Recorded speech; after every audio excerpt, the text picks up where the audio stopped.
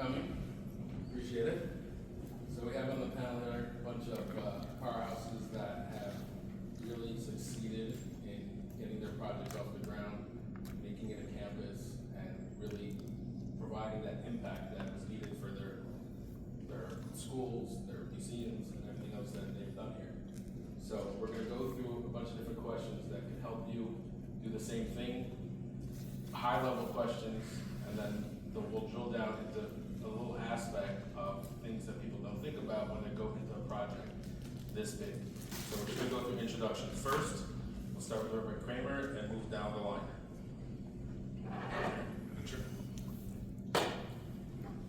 Good morning. Hear me? Yeah. Good morning.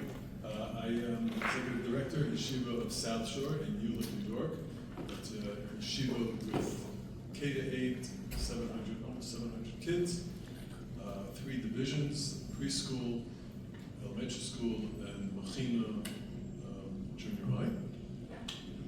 Each division has its own building, and each building has its own issues. And many years ago, we realized that we had to redo the elementary school building, which was built in 1960. And we started the project, and it's an $18 million project, which is coming to fruition finally now. The second phase is finishing up. And it's been a nice ride. And learned many, many things, and maybe we'll get to share some of them today. That's great. Good morning, everybody. My name is Aryeh Goldberg. I live in Los Angeles. My relevant experience for today, for this panel, is I spent 13 years as treasurer of the board of what is now called the Caton Children's Museum. And in that capacity, I also led the site selection committee for our new campus. And as part of that, we ran a $20 million capital campaign and moved from a small facility into what is now a marquee site in Santa Monica, and is recognized as one of the world's leading children's museums. And we'll talk more about that as we go through this panel. Joe? Good morning. I'm Joe Sharp, CFO and COO at Jewish Leadership Academy in Miami. It's a new school, middle school and high school, grades 6 through 12, and we're just finishing our 3rd year with students. We cater to a niche of type of students academically and academically, and we built the campus from day one because we felt like we had to come out with a product that seemed fully formed. Otherwise, we weren't going to be able to compete with the elite private schools that we were competing for students with. Okay, my name is Yossi Fischler. I'm the founder of Consult. A little disclaimer that Reverend Kramer hired me. I've been working with him for many years. What we do is programmatic design, design management, and owner's representation. It is before you go to an architect, you program your entire project. So when you do go to an architect, you save a lot of time, and we go through the whole project with you. We hire everyone, we approve everything, we critique all drawings. I personally went to school for architecture, and then when you get to the end of the project, the impact that you have is great. The building is built for you, and there's no coulda, woulda, shoulda. A lot of people look at drawings and they're not sure what they're looking at, if it's correct. Once they're in the building, like, oh, this is too small, this is the wrong floor, the outlet's in the wrong place, no one made room for signage, and so on and so forth. So therefore, we preempt everything through the entire project, including where donor signage goes, every interior designer, we speak about budget, and so on and so forth. So we've been, I think we're up to project number 5 with Reverend Kramer over many, many years. And looking forward to more, actually. Okay, to start the questions. First question I'm going to throw to Aryeh and Reverend Kramer. Reverend Kramer, if you can go first on this, is you opened in 1960, the school, South Shore, and you had one building, and then you grew and grew and grew. Now you're truly a campus. What convinced you that you really needed to have a campus versus just a few buildings together? It's a good question. I still remember a parent whose father is a millionaire. We say billionaires these days, right? I had a parent whose father was very, very wealthy, who was visiting the school to bring her kid, and she's walking through the school and she looks into a classroom. She goes, "These classrooms are really small." And we realized, which we knew, but that the building was built in 1960. It was built for a much smaller cohort.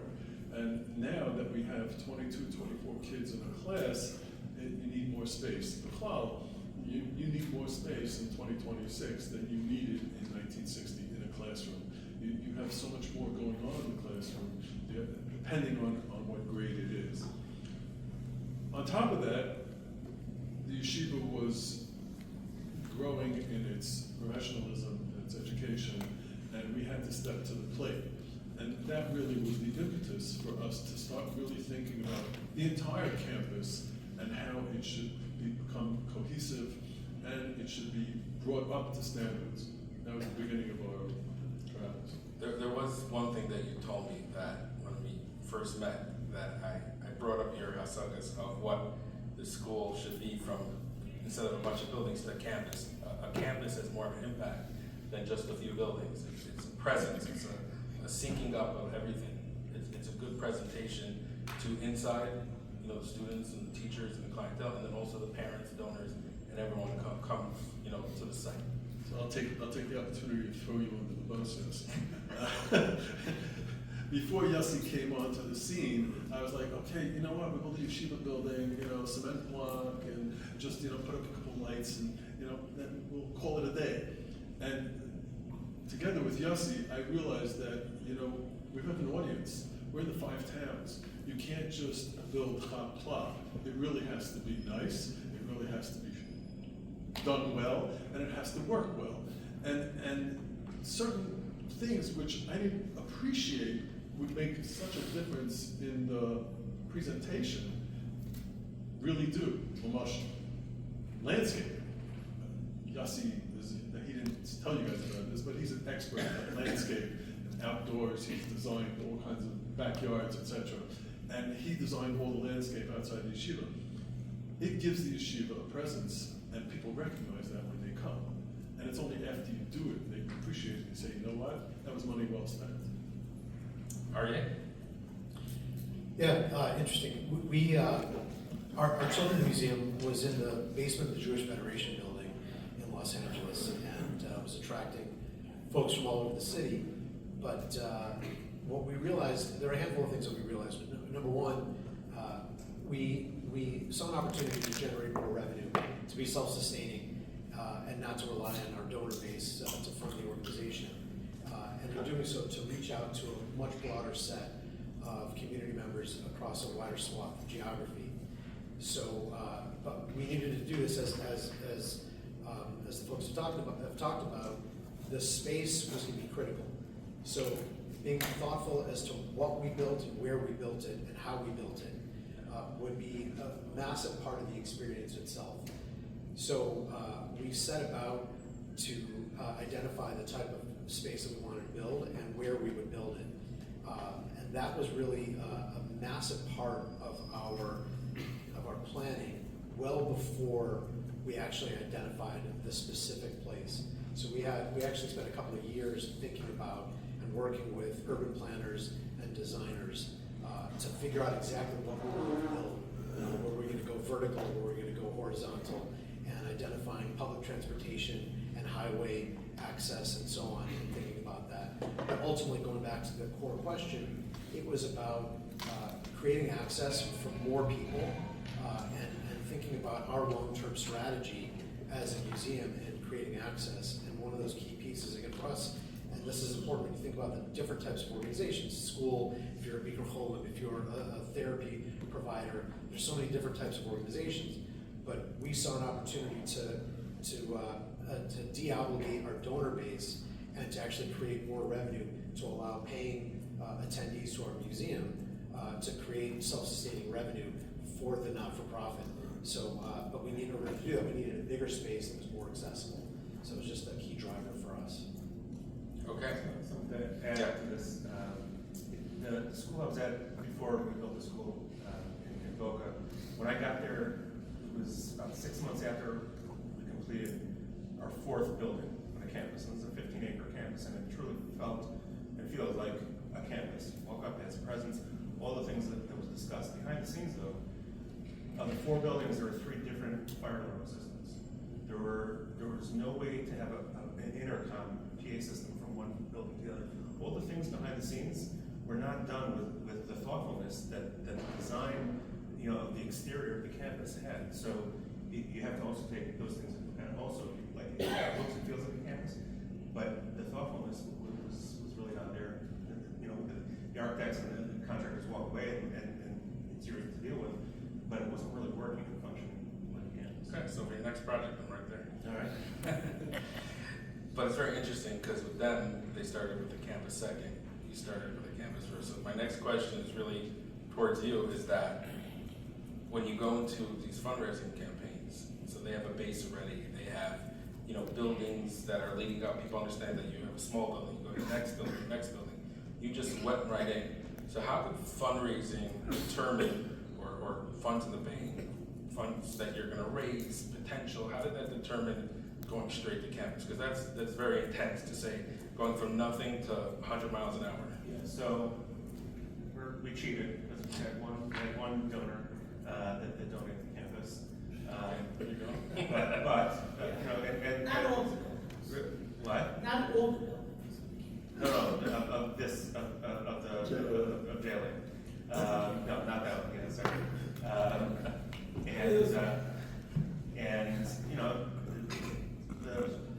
The blessings and the otherwise that come with it.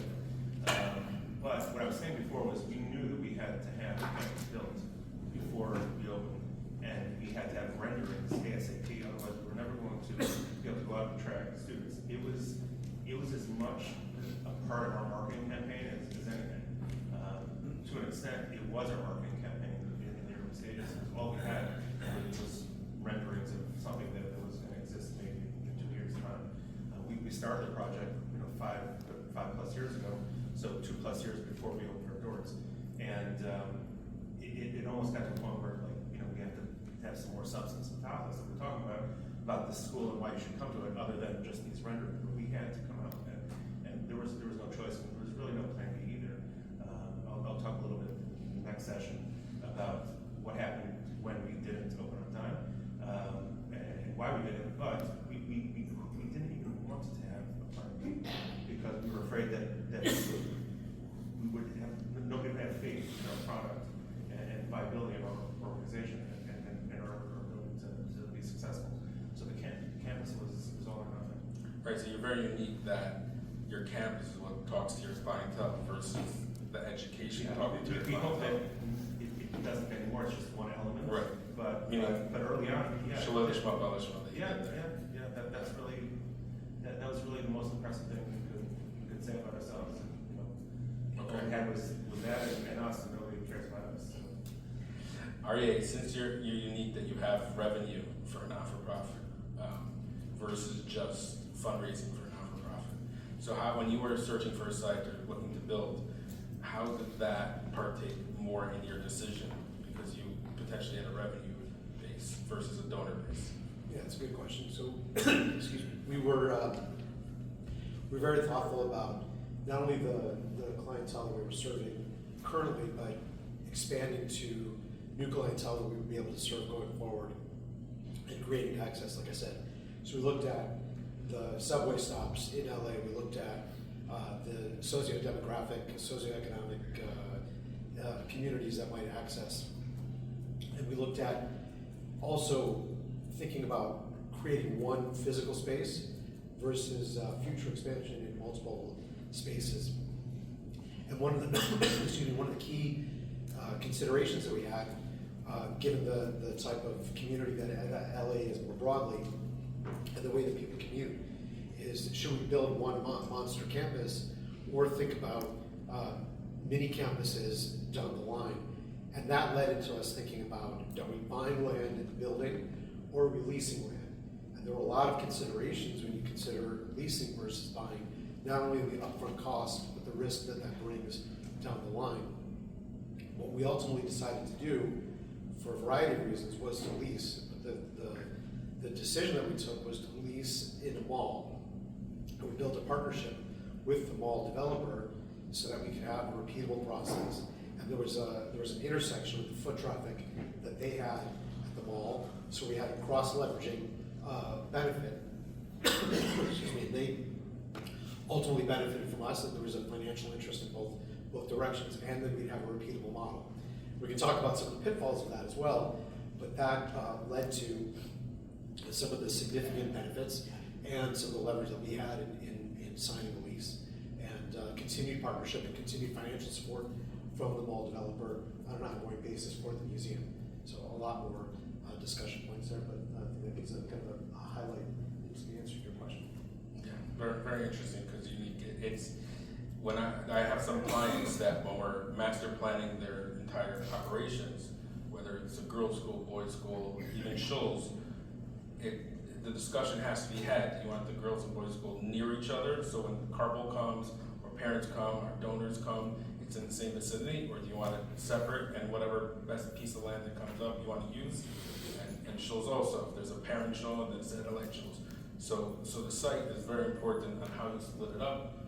If it's together, it's separate. It's not. It shouldn't be just, okay, I got a good piece of land, let's just jump. There has to definitely be an analysis about it. I actually am sitting to a client that bought this piece of land, but it's totally landlocked. There's no frontage to the piece of land. They have to go to someone else's property to get to it. It's a large piece of land, but with parking, with access, with signage, with zoning, there's so many issues that come up with it that they know, but there's easements, it's a lot. They jumped on the piece of land because where they are, a piece of land, you gotta jump, but there's a lot that's gonna have to happen to make it a reality. I just want to add to that. That was one of the single most important pieces of advice that we got at the beginning of our process, was don't just take a piece of land because a donor wants to give you a piece of land. If you start your campaign or you start your scheme because somebody gives you a piece of land and you think that that's your lead gift and that's why you're doing this, you will handicap your process from the beginning.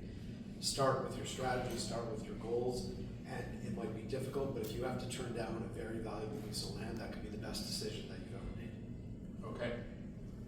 Okay, so the next question I have, I'm gonna throw it to Reverend Kramer because he's more specialized in this, is how much education do you think someone has to have to go on this long road of getting a campus, buying buildings, starting a capital campaign project? What education really do you need? And also part of that is, how much involvement does someone have to have? Could they really delegate the whole thing and not focus on it externally? Or do they really have to be in the mud with everything? You have to fail to succeed. So you have to make mistakes, or at least stumble at the beginning so that you know what to do. Unfortunately, like you had said beforehand, people build buildings and then they realize that they're not what they wanted, or there are things missing or things messed up, etc. Our process, we probably spent, I don't know, 4 years before we started actually taking down the building. I went to see all types of yeshiva buildings all over the tri-state area and tried to learn from them. And classically, my favorite story is I was with a fellow who built a brand new building in Lakewood, New Jersey, surprise. And he takes me to the second floor, and we go upstairs, and there's this just like large empty space when you get to the top, to the second floor. And I'm like, what is this space? And he goes, a mistake. I was like, oh my, that's a lot of real estate to make a mistake.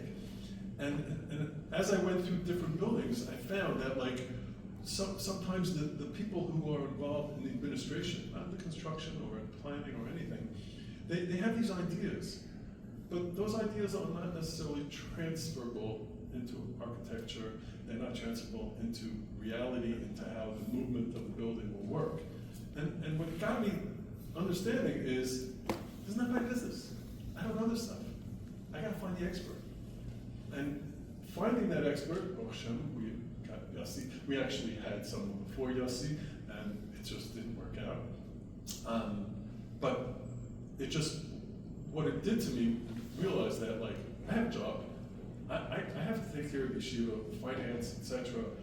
I need a team to create this building. Without that team, it's just not going to happen. And Baruch Hashem, we're very, very fortunate to create the team of the right architect and the right owner's rep, and the right contractor, et cetera, so that and financing, so that you can get the building up and that it could be something that you're proud of and you didn't make any major mistakes. We had someone from another yeshiva who was building with Yossi's assistance, and they came by to see our building. And all of us asked me a very cogent question. He says, "Okay, so do you have anything that you feel that we should, coulda, woulda, that type of thing?" I said, "Yeah, I keep saying that I wanted to have a skylight right where the two hallways meet." He looked at me and he goes, "What? That's what you..." I said, "Yeah, it would have been really nice if we had that skylight. But besides that, everything else works. The flow of the building works, the entries, the exits, the colors. Thank God, Baruch Hashem, the Baruch Hashem was good to us, and everything works. And that really has nothing to do with me. I got out of the way.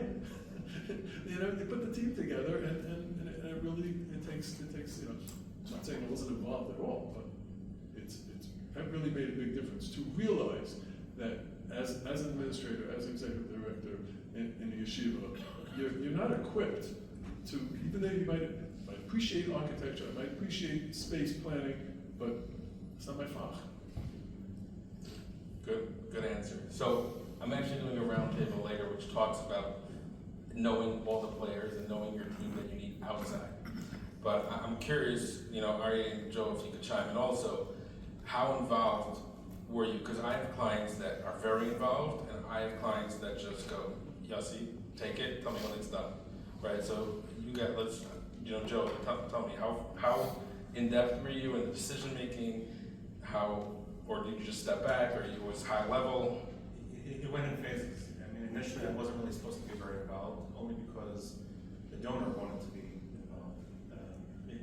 As the primary person involved, and we had an owner's rep and a contractor and an architect. And this went well before we broke ground. But almost as soon as I came on board, he just said to me, like, "You gotta take this up." And to your last question, I had no experience building anything at this scale, not even close. And it became a big part of my life for 2 years plus, maybe 3 years. But I also had to create a school. And I already had a full-time and half job other than managing the construction of the campus. I had great teams, but purposely they were a little bit of yin and yang with each other. Like, they were complementary, but also pushed each other, and they didn't have the same interests, other than they all were invested in building our campus properly. And so managing those people and keeping everyone on track, keeping them on schedule, that's where I found that I was needed most. And once I kind of found that groove, it worked well. And yes, it did take up a great deal of time, to the point where when we first opened for students, it's still under construction, in small bits for a long time, not sort of Kramer's level maybe of constant construction, but I said to myself, what do I do? I had to make a list, okay, I'm crossing out what I do for 5 hours a day, now what? And had to reinvent myself and reevaluate what I was supposed to do. Okay, so it wasn't supposed to be a lot, and then it was, and then I scaled back, and then I didn't realize how much of my time and energy was going towards that until I took it out. So, and I don't know what was most appropriate. It's just every phase demanded a different level of my involvement. So it's interesting because the really right way is to delegate, but a lot of organizations either don't want to pay for all the design professionals or other professionals that you need to do this stuff, or they are not educated. They're educated in what they know how to do, like Karen was saying, and they feel, okay, I just got to do a project, so let me do a project. And they don't understand the wide field of, okay, you hired an architect, but an architect doesn't do everything. You also need a acoustical engineer if you want it to sound good. You want a real estate attorney for your variances. You want the landscape architect. There's so many things that come along that if people delegate to them, then the team runs smoothly and you become more the decision maker versus the day-to-day going on. The biggest factor for us was time. We had a hard deadline, and it was tight from day one. There were no delays, and we didn't drag our feet at all. It was a very tight timeline we had. We did not want to have a plan B. And so that's what we were fighting, and that's where my involvement was necessary, because we had the right experts, or we had experts. Another issue is that for the first year or so of the planning and then early construction phase, I didn't have anyone else to delegate to. Right. We were a few people in an office. Everyone else was an educator and me. And so even in house I couldn't delegate. I needed work too. And at the same time we're doing all the purchasing, all the FF&E, all that stuff. And we didn't even understand what our programs were. We had a vision. We didn't have staff on board yet to determine, well, this is what we want this lab, this classroom, and that was all evolving, and some of the technology and the way we wanted the classroom technology to be built into the classrooms and things like that. That was all happening at like an almost backwards but very frenetic pace. So that's where it was necessary. If we had all the right people, if we would have just said, go build something, on some island somewhere, and Right. move it when it's ready. But because it had to be done, all those hoops had to jump through, and everyone kind of like, reaching over each other. That's where my problem. So based on that, I'm gonna go back to what Kramer mentioned earlier, is that walking through other buildings. So I had a client that walked me through a school in their city and said, Yossi, just come along, I wanna walk through, I wanna show you what other people have done. And the entire time, this person, the executive director of that school, was defending, he was going through and it's like, don't look at this room, it's too small, we know we should have made it bigger, don't look at this room, it has a window, it wasn't supposed to have a window, the guy put it in wrong. And then it went to another room, I understand, yeah, the whiteboard's on the wrong wall, it should have been on that wall, but we made the room smaller and this was here first and then we switched it out. So it's very important, which my next question is to the panel is how much research everyone did to get to where they need. Some people just jump in and they have a school, so they know what it should be. They know that they have this class size, they know they have a lunchroom, and they base it on what's existing and they just want to make it better. Versus doing research and going out and comparing whether technology, whether room sizes, what's usually next to each other. Something comes up in, let's say, schools is resource and enrichment. Is it separate or is it split? In Shoals, separate entrances, men and women, or together, and how you do all different things. So every organization, whatever discipline, whatever industry you're in, you go to other buildings and walk through. So let's say, Arya, how much research did you have, or did you do to go and make your museum? Did you go across the country to find out, or did you just rely on the professionals to do it? We went across the world, actually. One anecdote that sticks out is we brought in a group called ThinkWell, which designed Harry Potter World and other theme parks.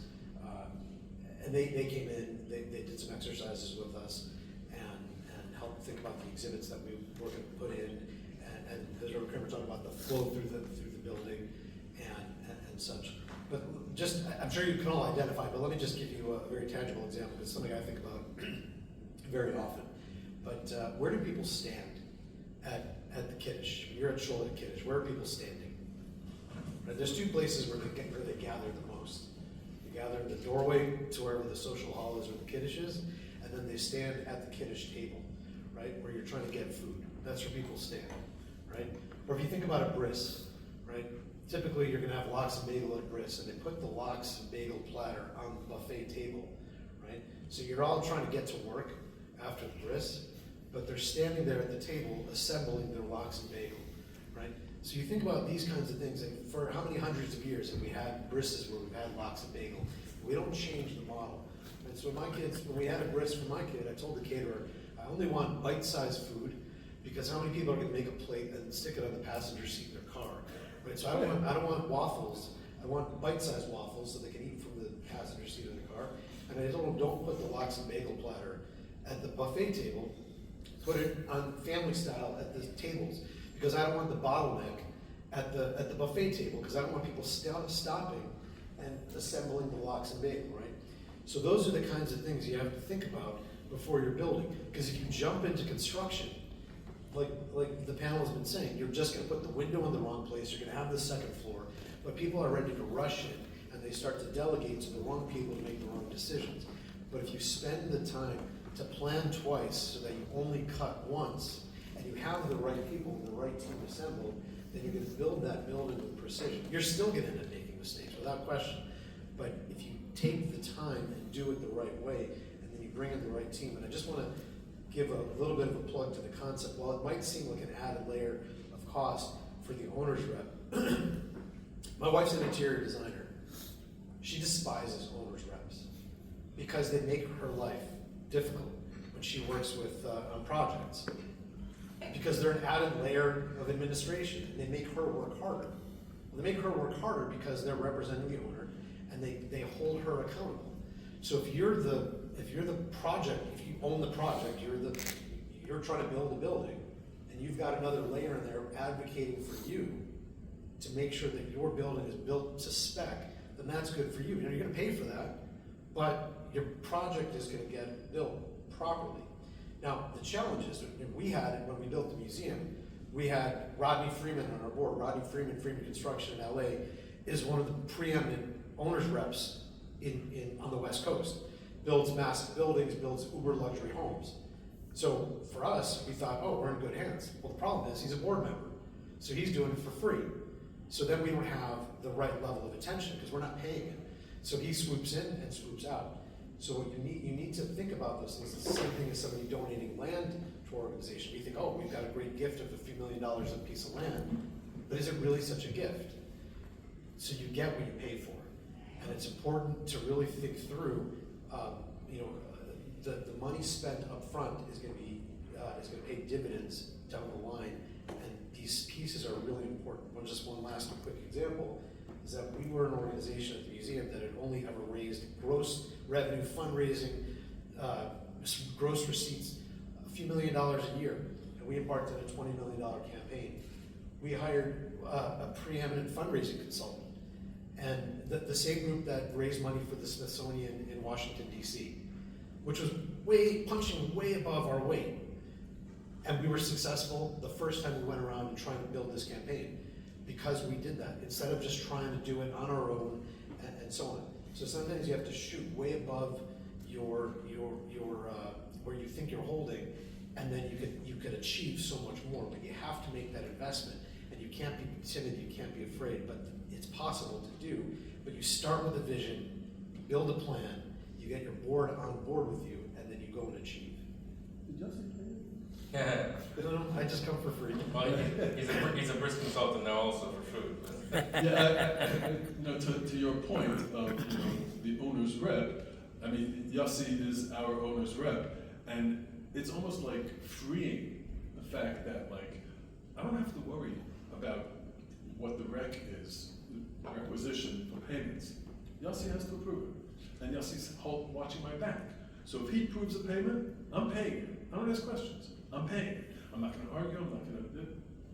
He said I have to pay it. That's it. That's the beauty of having an owner's rep. He's the one that's pushing the interior designer. He's the one that's pushing the contractor, the project manager. He's pushing them all. I'm involved. I know what's going on, but I don't have to be the one that's sweating all these steps every day.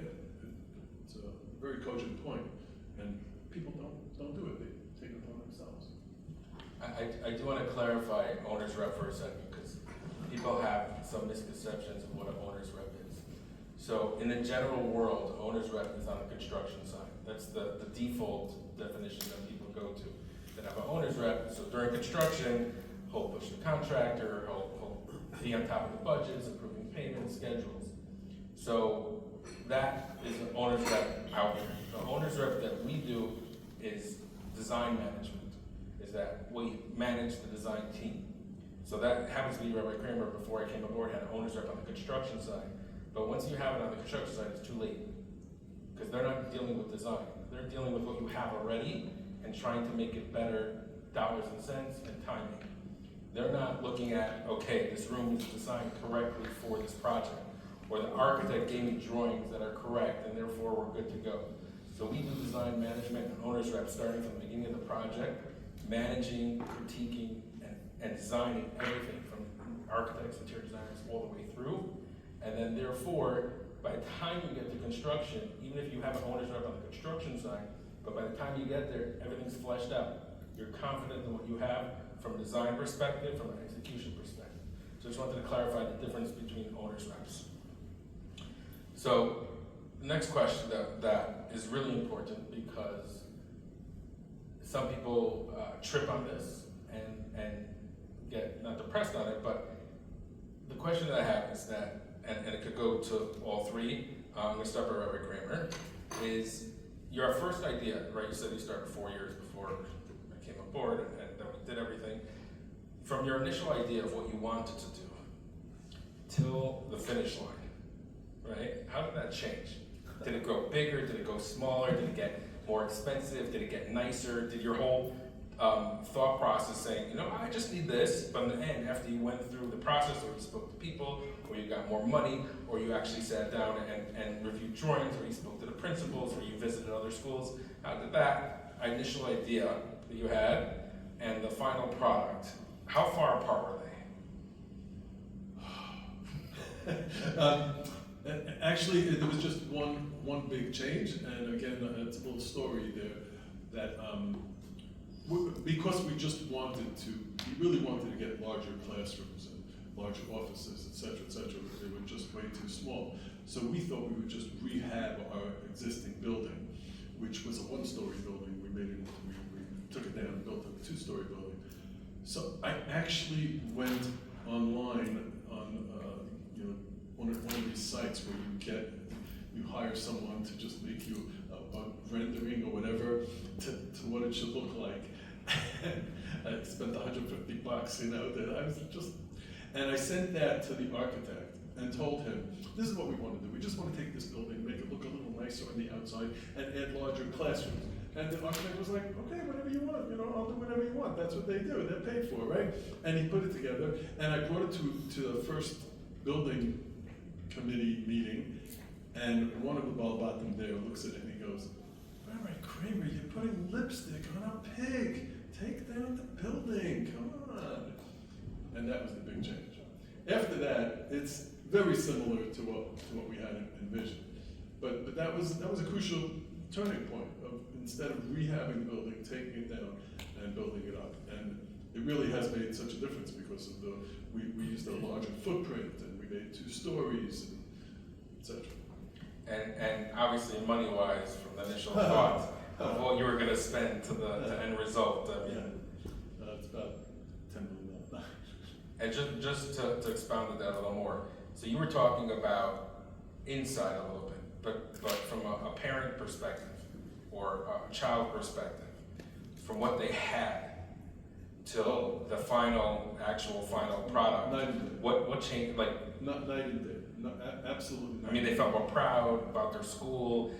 Things were moving. I mean, well, that's what I spoke about earlier in our conversation about how the yeshiva has now positioned itself totally differently. When you come to the building, and of course the education lives up to the building. The building is just the outside skin, but it has changed everything. It has changed the teacher's attitude. It has changed the kids' attitude, and it has changed. I believe it has changed the education inside out. And not only that, the outside also. We've been doing all kinds of work on the outside. We made a football field on the outside, a brand new playground outside. All these things add to the education and to the attitude and operations. okay. And I assume because you started going big, it propelled you to go big on other things also, and therefore it was a whole field as a whole. Once you start spending. Arye, so when we were talking before this panel, you were saying that it started off as a small Jewish children's museum, and then it became the preeminent LA Children's Museum. That's a huge difference. So how did it go? How did, I guess, they relinquish control or relinquish the Jewish museum and say, okay, instead of just being the Jewish museum, we're going to be the museum? How did that change from initial idea to finished product? So that is not necessarily as much on a capital campaign and construction. That's a lot more strategic, and that was there was a lot of dynamic going on in there. Founder agony and a shift in the makeup of the board over time, but also a shift in the financial success and financial stability of the museum. And this can really become not just one session, but a multi-part session. But I'll just make one comment and leave it at that because it really kind of deviates. But you know, LA is an animal unto itself, and you know, the definition of a Jewish museum is interesting. The comment that the director made to me is that you know, something about a fish in water. So you know, as an Orthodox Jew, you know, we might be a fish in water, and we don't recognize that what it means to be wet. But for all the other Jews in LA, that they're fish out of water. So when they come to a Jewish museum, that's like their moisture. And it was, you know, very lightly Jewish. So for them, that was like their entree into the Jewish world, as opposed to, you know, those of us that are immersed in our Judaism, because that's our lives. But it was very lightly Jewish, and they basically kind of took what they believed are Jewish values, you know, their interpretation of tikkun olam, as they would say, and they still espouse that, and they just take that out to a broader audience set. So it's, you know, I might have a different point of view, but that's you know, Understood. you've got Hollywood executives. Joe, I want to ask you a question because you have a unique thing that a donor came in and gifted you. So one thing that I see people applying to my focus on is they focus on getting the land, building the building, designing it, getting everyone in. But a lot of them don't think of once they're in, right? The operations, the maintenance, the staff, the security, the regulations, upkeep. So the donor is great, they got you to that point. But once you have it, everyone knows from owning a house or whatever it is, just because you own the house doesn't mean everything goes away. So you got a big campus very quickly, and all of a sudden now you have to operate this campus. Was there a thought process of how you were going to, you know, fund that going forward, how you were going to maintain it going forward? Because just like Arya said, just take a piece of land, well, if you take a piece of land, then you own it, then you have to, you know, you're the caretaker of it, you have to make sure it lasts. So what did you put in place, or did you not, and then all of a sudden you're like, okay, I got to pivot? So sort of both. There was a plan. I built a 9-year budget projection from the outside. Would be now year 6 of that. That projection was supposed to get us to where we were stable in our growth. Over the last couple of years, I added one more year to that because the enrollment wasn't going exactly how we dreamt it, you know, 2-3 years before we opened. But our first wake-up call was actually well before we moved in, really before the construction started, certainly before we finished that phase of the project. The first thing was there wasn't a finish line, you asked before, but how to look at the finish line, we haven't come to the finish line yet. We just keep moving it, you know, moving those goalposts, which was a surprise. The other thing was the cost of just the capital part of the project had almost tripled from the time that I came on. The scope did broaden a little bit, but just to give you an indication of how many changes were happening on the fly, and to your operation costs concern, part of the reason that things changed is because our program was still developing. We thought we had a plan, but when we brought it out to the world and got the feedback, we realized things had to change. So we hired people, our ideas of our programming was changing. And so our program costs, our educational costs, our program costs are very high.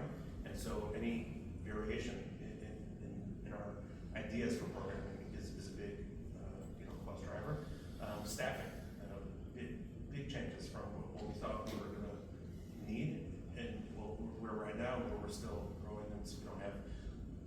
spaces, we don't have the right classrooms. A lot has changed, and so that's a construction conversation, but in terms of operating costs, we have a plan, and we knew what it would take to fund that, certainly in our years of growth, capacity, and that changed, and we've had to pivot, multiple times a year. So A lot of iterations. So it's interesting. I have a client that we were putting in HVAC units, and it was a much better thing to put in split units, just different rooms. It's spaced out across the building. You could control better, different uses. But he didn't want to do it because he would have to change extra filters. So it's very, very short-sighted. So it really has to be thought about not only getting in and getting the project going, but what's going to happen once the project is done, how it's going to operate, how it's going to be staffed, security. If you put in too many doors that you have to man for security, all of a sudden you're hiring more security guards. Or whatever it is, it's not only the beginning picture, it's the full picture to the end that you have to do. And two examples that just popped in my head. One, we still don't have the right doors, exterior doors for all of our buildings. It was something that was designed, and we found something that sort of fit the design, but it doesn't function properly. It doesn't function as a door. It doesn't function if you need, access control and other things on it. He said, all kinds of, and we're still. Even the paint doesn't stay on the doors the right way because no one had ever asked for black panels with their black doors. Just the simplest thing. We're still dealing with our contractor, and we bring in every time it's 5 vendors. We have the door hardware guy, and the door guy, and the hinge guy, and the access control guy, and they're all there every time they look at the door. They all point fingers at each other. Right. So that's one thing that look great on paper and whatever, and on a catalog or a website. The other thing that you just reminded me of is our HVAC system. Top of the line, best technology, this and that. But because only one company can service it, and so we can't price it out. We were beholden to whatever That happens a lot with elevators also. Yeah. And we had a lightning strike in our first year, and blew out the chip that allows for all the cold air to come in from the cooler into the building. And it was a 6-figure issue, but we couldn't shop it around. We couldn't go to the people I trusted. It was just the one vendor. It was great. We had a great system, and it doesn't really work, but we had nowhere to go. We had no one else to lean on. We could only use the people who manufactured it to install it. There's no checks and balances. So again, these are things that seem great to the contractor that chose that sub, but now we're stuck. We're living that nightmare. Okay, so towards the final question here, and before you answer it, I'm just gonna ask it and then explain a little bit. In this process, right, you guys went through very different processes. You had a campus from the beginning, children's museum, school to campus, expanding. What do you think would be, if you want to give advice back to the people in this room who are embarking, in the middle of embarking, what advice would you give for them? Like, a few sentences of an idea, a person you want to, obviously you should hire a consultant first, we know that. But what would be a strategy they should take on, a book they should read, a person they should hire, a design idea that they should flesh out, something a tidbit to leave at the end. But before you answer that, so Rick Kramer was talking about us approving, requisitions and payments of things. So I just want to tell a little story for a second. So I have a project. It's Darkei Torah, Shiva Darkei Torah. So Baruch Rothman, who we're working for many years, great guy. So every time he sends us stuff, we review it and then we approve it. And then we sent our invoice, our personal invoice. And I love the story. So we sent it and it wasn't getting paid. And I was like, Baruch, what's going on here? We're good, right? Yeah, we're good. So what's with our invoice? He's like, yes, you're not gonna believe this. Everything you do, the design, the requisitions, the payments, the chasing everyone. You do it all. But who am I going to ask to approve your invoice? I can't ask you to approve your own invoice, so he was like a deer in headlights. So it was very funny. Obviously, we paid it, and we moved on from it. But we really try to do everything, and having the right people in place or the right idea is important. So, start for Rick Kramer. What sticks in your mind besides me? What sticks in your mind as an idea, design idea, execution, review, person, something? Hire the expert. Hire that expert. Yeah, in all areas, meaning even Mike. like, oh, sorry. I was thinking while you were talking about, I'm sorry for like going off to the side here. Whatever one. But you were talking about subcontractors, HVAC. You weren't involved in your contractor hiring, and I found that very often also. Our contractor, he happens to he was a parent, and he's very close to the yeshiva, and he has no problem using our sub if we want to use our sub, but he has his subs obviously. I just find that it's a similar type of thing where let's find an expert. In other words, in HVAC, if I would go out there and like speak to people who have had experience, or speak to experts who've dealt with HVAC for years and years and years, maybe we would get a better system where we wouldn't have such an issue, et cetera, right? So that when I say hire an expert, it's like in all areas. Just had an issue with our phase 2 with AV audiovisual, and we brought in a bunch of people to discuss the audiovisual. This guy's price was here, this guy's price was here, like what, apples to oranges. I basically consulted with different people, and my contractor also brought someone in, consulted with different people to see, like, what do I really need? What's extra? How much should it cost? Bring an expert in to teach me about the process. I just find that throughout the entire, lifespan of the building, whenever I did that, I was more successful.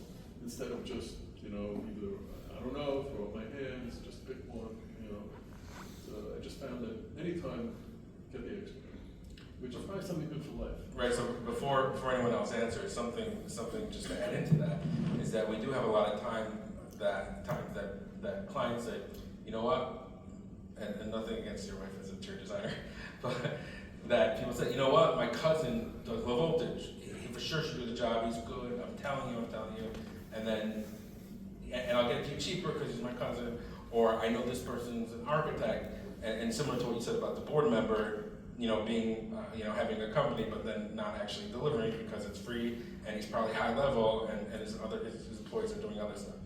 So besides the expert part, it's also an expert that's going to show up. An expert that you pay him or don't pay him, but if you don't pay him, you got to be sure that it'll be as if you're paying him. That's just, sorry, what's your tidbit? Yeah, for the record, my wife does not offer discounts, so. Yeah, so similar to what you're speaking about, but I'm going to take a little bit of a step back, and I'll give a plug for my next panel, which I'm late for, is that you have to be ready for the project. So kind of highlighting the point that Yossi just talked about, where he's not there to approve his own bill. So who is? Is your organization ready to embark on this project? And do you have the sophistication to prepare for this project, right? So is your staff ready? Is your board ready? Is your staff and board relationship ready? Are you prepared? Do you have the systems ready and the processes ready? So one of the things we did at the Children's Museum in preparation, we saw this as a board, and we moved in that direction. We professionalized the organization itself in preparation, all as part of this process, because you need to have proper reporting internally, because you're going to have a plan, right? If you're going to define the requirements that you want to build, those become a plan for the construction, which is not just are we building the right thing, but it's also are we spending money in the right way and so on. And then the board has to have oversight. The staff has immediate oversight. The board has oversight over that plan. There has to be a reporting cadence. There's a lot that goes into that to make sure, because inevitably, depending on the program, you're going to borrow money. You're going to have to report to a lender. So there's a lot going on there, a lot of moving parts, and once the train is moving, that train only accelerates, it doesn't slow down. So you need to have a lot going on in there, and you need to be prepared as an organization. So that's what I would say most importantly, is get prepared. Not disagreeing with anything they said, because that's the next step, hire the experts, but be prepared as an organization first. Joe, to finish it off? If you would have turned to me first, I would have given you an answer. Now there's like 5 other items around my head. Because there's a lot. I mean, first of all, expect the unexpected. And just put yourself at ease, and then you'll be able to hopefully manage things as they come your way. Similar to what Arya was saying, you really have to understand what your stakeholders want. All the ones who have voices that matter, and that's pretty much everyone. Otherwise, you might be going off in a direction that's going to end up in the wrong place, and you know, if it's not already too late, you're going to have to undo things later. And you know, when you're dealing with hard deadlines in general, every delay, just however long that took, add it on to the day after your deadline, because that's what probably just happened.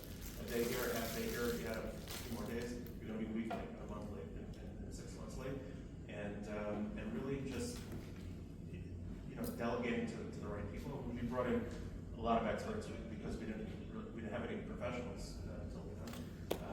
A lot of consultants to help us design what equipment we would need in the classroom, what chemicals we needed in our science lab, because we couldn't get all of our permits until we knew what was there and what cabinets we're going to build around, the ventilation, things like that. All these things had to be in place before we ever broke ground. We didn't have any teachers, so how do we know what we were doing? And so we brought a lot of experts and consultants, but in the end, they might have had a different vision for that classroom or that subject than the fact that we are later, or the students that have come to the school, or the parents came to the school. I don't know what we could have done differently at that point. Hindsight is 20/20, but having the right experts and I guess some sort of check and balance or shopping around a little bit, not by price, but for making sure you have the right people that understand what you need, understand what your stakeholders need, and then that'll hopefully bring you success. Okay, thank you. Thank you guys for being on the